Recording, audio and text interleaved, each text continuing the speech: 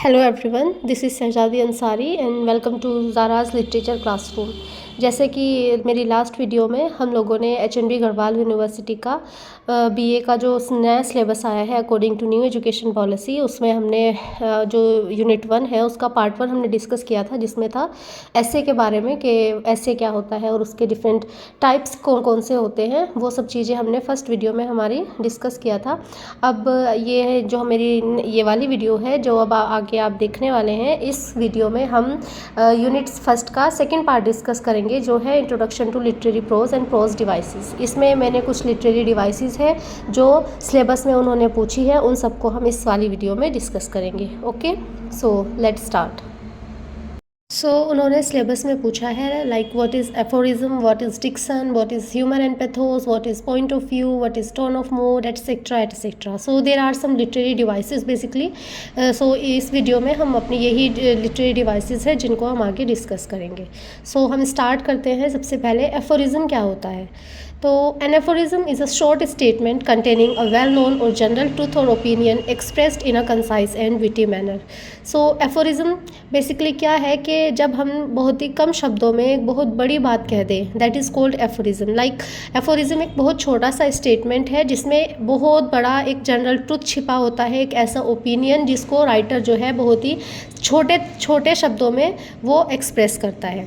जैसे इसके एग्जांपल है, लाइक पहला एग्जांपल है study serve for delight, for ornament and for ability. ये जो लाइन है ये फ्रांसिस बेकन एक एसेइस्ट है इंग्लिश लिटरेचर में, उनका एक ऐसे है ऑफ स्टडीज़, उससे ये लाइनें ली गई है। Like study serve for delight, for ornament and for ability.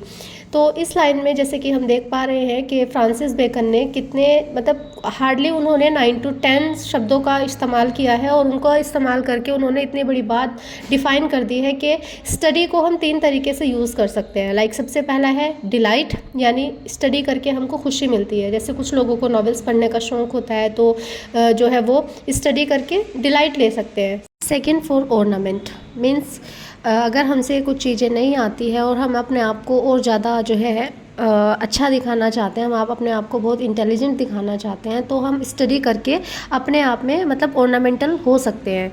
And next for ability means study करके हम एबल बनते हैं। अगर कोई चीज़ हमसे नहीं आती है तो हमसे पढ़ करके वो चीज़ें हमसे आ जाती हैं, तो स्टडी करके हम एबल बनते हैं। मीन्स एक छोटी सी लाइन है, study serve for delight, for ornament and for ability, but Francis Bacon ने इस एक छोटी सी लाइन में बहुत बड़ी बात उन्होंने डिफाइन करी है। सेकेंड एग्जाम्पल जो है वो भी फ्रांसिस बेकन का एक ऐसे है ऑफ लव, उससे लिया है, जिसमें है it is impossible to love and to be wise. Means ये लाइन जो है ऑफ लव ऐसे से ली गई है, जिसमें ये जो राइटर है एसेइस्ट है फ्रांसिस बेकन, वो क्या बोल रहे हैं कि ऐसा हो ही नहीं सकता कि अगर कोई इंसान किसी को प्यार करता है तो वो प्यार भी करता हो और वो साथ साथ इंटेलिजेंट भी हो। मीन्स या तो वो अगर इंटेलिजेंट है तो वो किसी को प्यार नहीं करेगा, और अगर वो प्यार करता है तो फिर वो इंटेलिजेंट नहीं हो सकता। तो इसमें जो है फ्रांसिस बेकन ने ये बताया है। Next example, having nothing nothing can he lose. ये भी विलियम से, ये नेक्स्ट राइटर है, नेक्स्ट ड्रामेटिस्ट है विलियम शेक्सपियर, उनका ड्रामा है हेनरी द फिफ्थ, उससे ली गई है लाइन कि having nothing nothing can he lose, कि अगर हमारे पास कुछ नहीं है तो वो भी एक बहुत बड़ा बेनिफिट है अगर कुछ नहीं है, क्योंकि अगर हमारे पास कुछ होगा ही नहीं तो हम कुछ खो ही नहीं पाएंगे ज़िंदगी में। तो ये विलियम शेक्सपियर ने बोला है। तो ये भी देखो आप, बहुत एक छोटी सी लाइन है और इसमें कितना बड़ा जो है ट्रुथ छिपा है।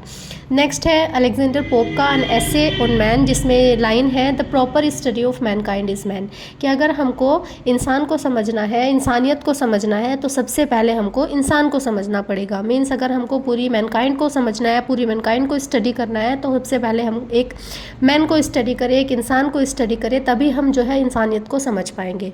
तो दिस इज़ एफोरिज्म। मीन्स आपने देखा इन 4 एग्जाम्पल के थ्रू के बहुत छोटे छोटे शब्दों से राइटर बहुत बड़ी बड़ी बात बोल रहे हैं। This is the aphoristic style. और एफोरिस्टिक स्टाइल के लेकर लिटरेचर में सबसे ज़्यादा फेमस जो है वो है फ्रांसिस बेकन, जिसके स्टार्टिंग में ये 2 एग्जाम्पल लिखे हुए हैं। Francis Bacon is a very famous essayist in the field of English literature. He has written so many essays like of love, of studies, of truth, of marriage and single life, etcetera etcetera. This is all about aphorism. Next literary devices diction. So diction refers to the linguistic choice. Choice means choice of words made by a writer to convey an idea or point of view or tell a story in an effective way. So basically diction क्या होता है, एक ऐसी choice, linguistic choice जिसको बोलते हैं, linguistic मतलब choice of words, यानी शब्दों का इस तरीके से इस्तेमाल करना। एक राइटर जब शब्दों का, वर्ड्स का इस तरीके से यूज़ करता है जिससे कि वो अपना आइडिया, अपना पॉइंट ऑफ व्यू जो है कन्वे कर सके उस स्टोरी को बताने के लिए बहुत ही इफ़ेक्टिव तरीके से। मीन्स अगर हम सिंपल शब्दों में कहें, diction is all about diction is all about choice of words. In other words, diction is a literary device that allows a writer to carefully choose words and vocabulary to communicate to the readers as well as establish a specific voice or writing style. So अगर दूसरे शब्दों में हम कहें तो diction एक ऐसी literary device है जो राइटर यूज़ करता है केयरफुली, बहुत ही केयरफुल तरीके से यूज़ करता है राइटर अपने शब्दों को, अपने वोकेबलरी को, जिससे वो अपने रीडर से कम्युनिकेट कर सके, जिससे कि उसका अपना एक राइटिंग स्टाइल बन सके। तो diction is all about choice of words. So there are some common types of diction like formal, informal, colloquial, slang, poetic. So हम इनको वन बाय वन देखते हैं। जैसे पहला है formal. Formal is use of elevated sophisticated professional language. Means जब writer बहुत ही मतलब फॉर्मल शब्दों का यूज़ करता है, बहुत ही सोफिस्टिकेटेड वर्ड्स का यूज़ करता है, प्रोफेशनल लैंग्वेज का यूज़ करता है, तो that is called formal diction. And in the other way, informal diction क्या होता है, जब राइटर कन्वर्सेशनल, कोजुअल या रियलिस्टिक लैंग्वेज जो हम अपनी डेली लाइफ में बोलते हैं, जब ऐसे शब्दों का यूज़ करता है तो that is called informal language. And next is colloquial. Colloquial language ऐसी लैंग्वेज होती है दैट इज़ इनफॉर्मल वर्ड्स और expression that are typically associated with a specific region और टाइम पीरियड। जो पर्टिकुलर एक टाइम पीरियड को बिलोंग होती है लैंग्वेज, एक पर्टिकुलर अपना एक एरिया है, सिर्फ उसी में वो लैंग्वेज बोली जाती है। इसको डायलेक्ट भी आप बोल सकते हैं, तो that is called colloquial diction. So next is slang. Slang क्या होता है? स्लैंग इज़ अ वर्ड और phrase originated with a particular culture और sub group that become widespread in use. तो स्लैंग क्या है? पर्टिकुलर एक कल्चर में या एक कम्युनिटी है, उसमें उन लोगों ने वो यूज़ करना शुरू किया और फिर बाद में वो जो है धीरे धीरे उसी में मतलब वो यूज़ होने लगा, तो that is called slang. Next है पोइटिक। पोइटिक क्या होता है? It is a lyrical wording related to and reflective of a poem's theme. तो पोएटिक मतलब ये मोस्टली क्या है, पोएम्स में यूज़ होती है। तो ये बेसिकली क्या है, ये कुछ डिक्शन है जो राइटर यूज़ करते हैं। फॉर्मल, कोई फॉर्मल डिक्शन भी यूज़ करेगा जो मतलब जो है बिल्कुल सोफिस्टिकेटेड लैंग्वेज होगी। ये कोई इनफॉर्मल वे में भी अपना जो वर्क है वो लिखेगा, जिसमें वो मतलब डेली लाइफ वाली लैंग्वेज लिखते हैं जो हम अपनी डेली टू डेली लाइफ्स में बोलते हैं।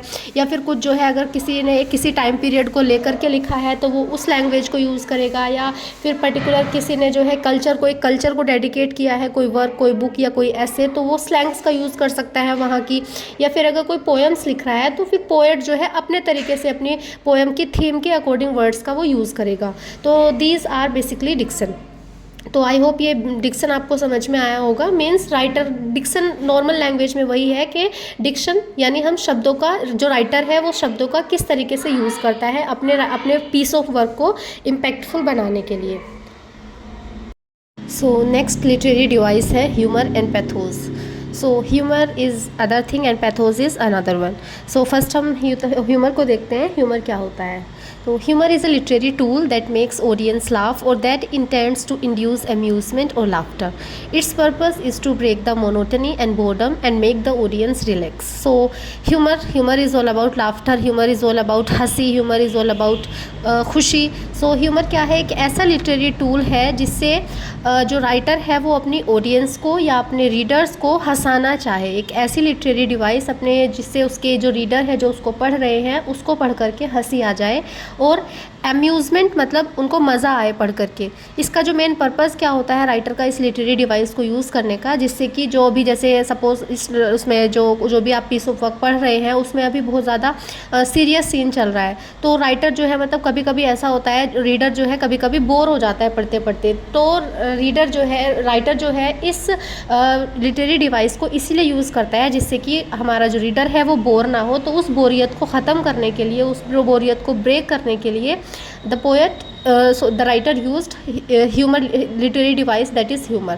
So the writer used different techniques and tools, words and even full sentences in order to bring to light new and funny sides of life. तो लिटरेरी डिवाइस को कैसे use करते हैं writer, वो इसको एज एक वर्ड में भी यूज़ कर सकते हैं या कभी कभी पूरा सेंटेंस ऐसा लिख देते हैं जिससे कि पढ़ने वाले को हंसी आ जाती है. तो this is humour.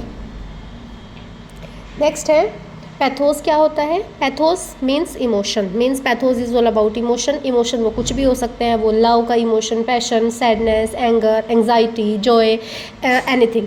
So pathos mean emotion.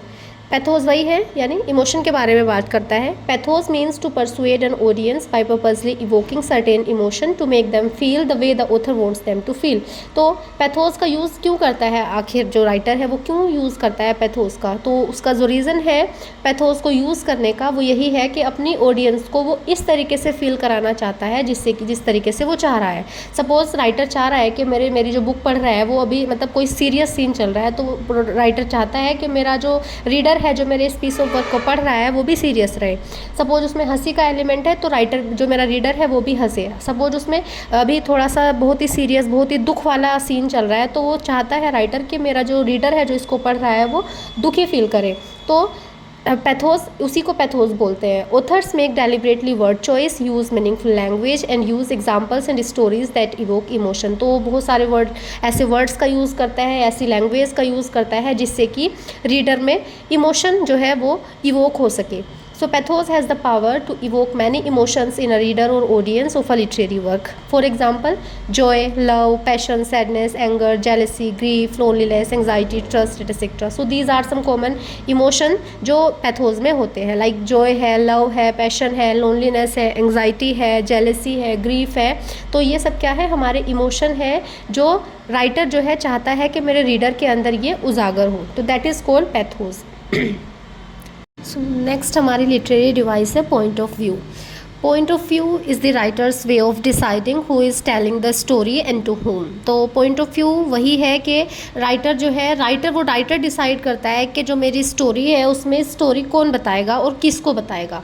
Establishing a clear point of view is important because it dictates how your reader interpret characters, events and other important details. So point of view जो है सबसे important चीज़ होती है किसी भी piece of work में, क्योंकि यही dictate करता है कि आपका जो reader है जो आपकी बुक को पढ़ेगा वो कैसे interpret करेगा आपके characters को, आपके events को और other जितने भी important details हैं उनको. So basically there are 3 kinds of point of view. 3 तरह के point of view होते हैं, first person, second person and third person. So हम इनको तीनों को अलग अलग देखते हैं. पहला है हमारा first person pronoun. In first person point of view the reader access the story through one person. तो इसमें जो है सिर्फ एक ही पर्सन जो है कहानी बताएगा. That is called first person pronoun. It's like reading the main characters diary. जब हम ऐसी बुक को पढ़ते हैं जिसमें फर्स्ट पर्सन प्रोनाउन के पर्सपेक्टिव से लिखी होती है तो ऐसा लगता है कि कोई हम किसी की डायरी पढ़ रहे हैं. आप नोटिस करोगे जो फर्स्ट पर्सन प्रोनाउन में लिखी गई होगी कोई भी बुक या कोई भी जो है स्टोरी, उसमें कौन कौन से प्रोनाउन होते हैं? आई या मी, माई, we, us or our in first person perspective writing. तो इसमें ये वाले जो प्रोनाउन है वो आपको देखने को मिलेंगे. तो फर्स्ट पर्सन प्रोनाउन में वही है कि हम फर्स्ट पर्सन प्रोनाउन हमको देखने को मिलता है लाइक आई, वी एंड उनके जो है ऑब्जेक्टिव और सब्जेक्टिव केस. तो that is called first person pronoun. Second person pronoun में क्या होता है? Second person point of view uses the pronoun you. उसमें यू जो प्रोनाउन है उसको यूज़ किया जाता है. This point of view establishes the reader as the protagonist और मेन कैरेक्टर. इसमें क्या होता है? इसमें जब हम पढ़ते हैं तो बार बार यू वर्ड आता रहता है. तो इसमें मतलब ऐसा फील होता है कि जो रीडर है, मतलब सपोज़ मैं कोई बुक पढ़ रही हूँ और वो सेकंड पर्सन पर्सपेक्टिव में लिखी गई है तो उसको पढ़ करके मुझे ऐसा लगता है कि मैं खुद उसमें जो है प्रोटागोनिस्ट हूँ. प्रोटागोनिस्ट बोलते हैं मेन कैरेक्टर को, कि मैं खुद मेन कैरेक्टर हूँ और मैं कोई स्टोरी जो है दूसरों को नरेट कर रही हूँ. तो that is called second person pronoun. And third person pronoun में क्या होता है? इसमें narrator has the ability to know everything. इसमें जो नरेटर होगा, जो भी उस स्टोरी को नरेट करेगा उसको सब पता होगा. एंड इसमें आप कैसे प्रोनाउन, कौन कौन से प्रोनाउन देखने को मिलेंगे?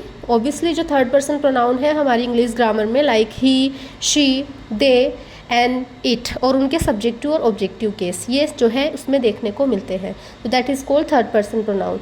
So basically point of view क्या है? पॉइंट ऑफ व्यू वही है कि राइटर जो बुक लिख रहा है वही डिसाइड करता है कि स्टोरी कौन सुना रहा है और किसको सुना रहा है, ऑडियंस कौन है और नरेटर कौन है। That is called point of view.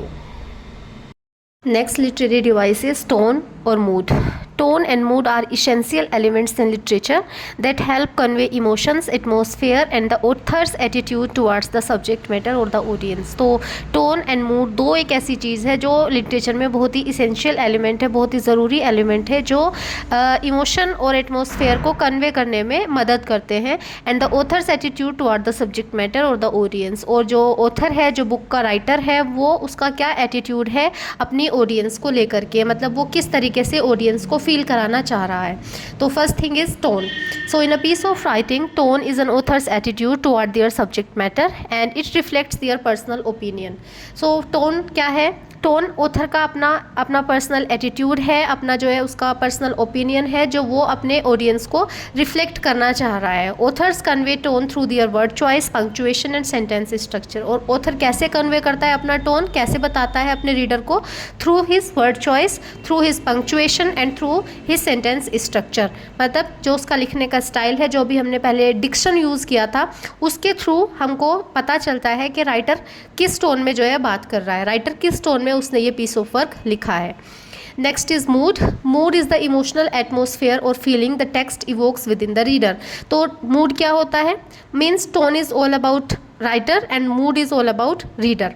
तो मूड क्या होगा? जब हम कोई बुक पढ़ रहे हैं, उस बुक को पढ़ करके हमारे ऊपर जो है उसका क्या इमोशनल इम्पैक्ट पड़ता है, that is called mood. It's the result of various literary elements like setting, tone and imagery. Means story में अभी क्या सीन चल रहा है, कैसा टोन है, क्या जो है सेटिंग रखी गई है उस स्टोरी की, उसको पढ़ करके हम रीडर्स के ऊपर क्या उसका इमोशनल इम्पैक्ट पड़ता है, कैसा हमारा मूड हो जाता है, that is called mood. The mood can be dark, mysterious, joyful, suspenseful or any other emotional response elicited from the reader while engaging with the text. तो वो मूड जो है हमारा, जो मूड होगा वो कैसा भी हो सकता है। That can be dark, that can be mysterious, that can be joyful, that can be suspenseful. Means जैसे स्टोरी में जो है सीन चल रहा होगा, सपोज स्टोरी में भी कोई मिस्टीरियस सीन चल रहा है तो हम पढ़कर वही, मतलब हमारा जो मूड है वो ऐसा ही हो जाएगा। या फिर कोई सस्पेंसफुल चल रहा है तो हम भी, मतलब जैसे हम मूवीज़ देखते हैं, मूवीज़ से जल्दी समझ में आएगा।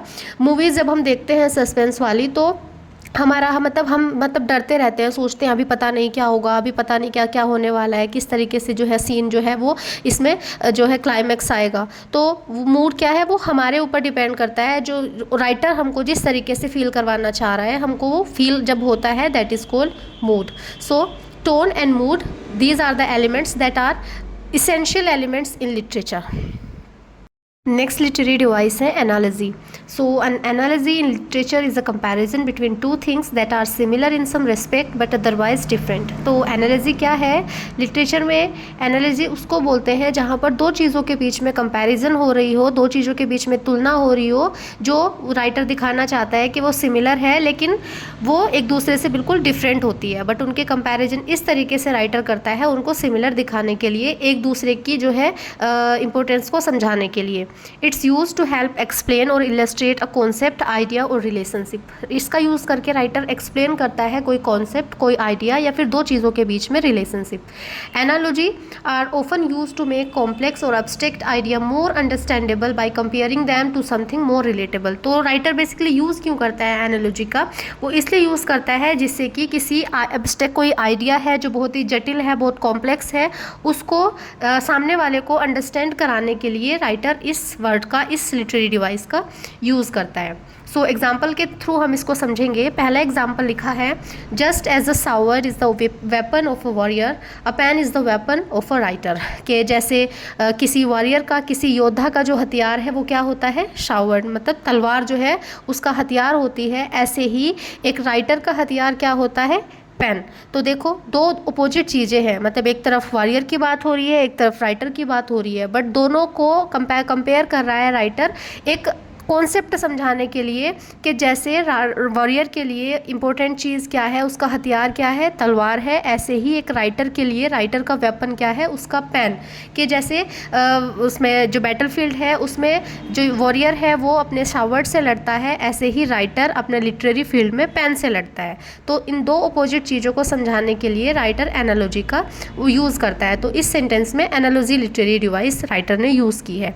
नेक्स्ट हम लिटरेचर से समझते हैं। विलियम शेक्सपियर अभी पहले भी आए थे, बहुत फेमस पर्सनालिटी है इंग्लिश लिटरेचर में। उनका ड्रामा है एज यू लाइक इट, उसमें उन्होंने बोला है, क्या वो जो है कोटेशन मतलब लिखते हैं, उसमें क्या लिखते हैं, all the words is a stage and all the man and women merely players, they have their exits and their entrances and one man in his time plays many parts, his acts being 7 edges.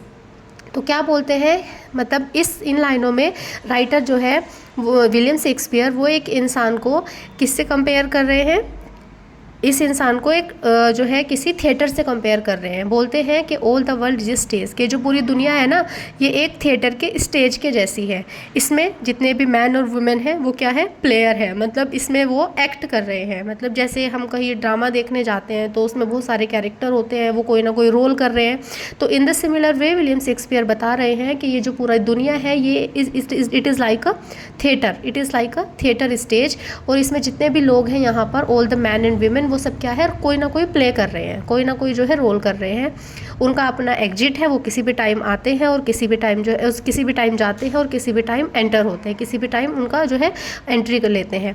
And one man in his time plays many parts, और एक इंसान एक time में बहुत सारे role निभा रहा है। तो हिज एक्ट्स बीइंग 7 एजेस, मतलब कैसा है कि उसका जो एक्ट है, वो जो काम कर रहा है, जो भी वो रोल कर रहा है उस ड्रामा में, वो इट्स लाइक अ 7 एजेस। तो इन लाइनों के थ्रू विलियम शेक्सपियर जो है कंपेयर कर रहे हैं इस दुनिया को किससे, थिएटर से। सो दिस इज़ कॉल्ड, यहाँ पर भी जो है राइटर ने analogy figure of speech use की है। आई होप एनालॉजी भी आपको समझ में आ गई होगी। सिंपल शब्दों में वही है कि जहाँ पर दो चीज़ों के बीच में कंपैरिजन हो, जब कोई राइटर जो है एक बहुत ही कॉम्प्लेक्स सिचुएशन है उसको राइटर जो है समझाना चाह रहा है through simple words, that is called analogy. Next literary device is imagery. So imagery is refers to the use of vivid and descriptive language that appeals to the senses, creating a mental picture or sensory experience for the reader. So imagery इसमें एक word छिपा हुआ है, image आप लोगों के phone की gallery में भी एक फोल्डर आता है image के नाम से, जिसमें क्या होती है, हमारी कुछ पिक्चर्स होती है। तो image is all about picture. तो जब भी हम कोई पीस ऑफ वर्क पढ़ते हैं, या आपने कभी कोई नॉवेल पढ़ा हो, कोई शॉर्ट स्टोरी पढ़ी हो, चलो पढ़ी नहीं है, सुनी होगी, जब हम कोई स्टोरी सुनते हैं तो जो स्टोरी में सीन चल रहा होता है वही हमारे माइंड में एक पिक्चर क्रिएट होती चली जाती है। हुआ होगा, आई होप सबके साथ ऐसा, जब आपने कोई कहानी सुनी होगी, तो that is called imagery. So imagery क्या है, एक use of vivid and descriptive language, एक ऐसी लैंग्वेज को यूज़ करके जिसका असर हमारी सेंसेस पे पड़े, एंड एक मेंटल पिक्चर, मेंटल यानी एक माइंड में एक पिक्चर क्रिएट हो जाए, तो that is called imagery. It involves the use of words and phrases that stimulate the readers imagination. इसमें ऐसे वर्ड्स होते हैं, ऐसे फ्रेज होते हैं जिससे रीडर्स जो है इमेजिन करना शुरू कर देता है। Invoking sensory perception such as sight, sound, taste, touch and smell. So as you know that there are 5 senses, first is sight, second is sound, third is taste and next is touch and last is smell. So जो हमारे इन senses को reflect, इन senses को impact करे, that is called imagery. जिससे मतलब जो कोई हम कहानी सुन रहे हैं तो हमारे माइंड में एक पिक्चर क्रिएट हो जाती है, that is called imagery. So in this video we have discussed some literary devices like imagery, like mood and tone, like जो है point of view and many more. So that's all for today's video. Thank you for watching. And friends, अगर आपको literature से related कोई भी notes चाहिए तो आप मेरा टेलीग्राम चैनल यूज़ कर सकते हैं, जो सेम ही नाम से है, ज़ाराज़ लिटरेचर क्लासरूम, जिसमें आपको PDF नोट्स मिल जाएंगे. So thank you for watching. Bye bye.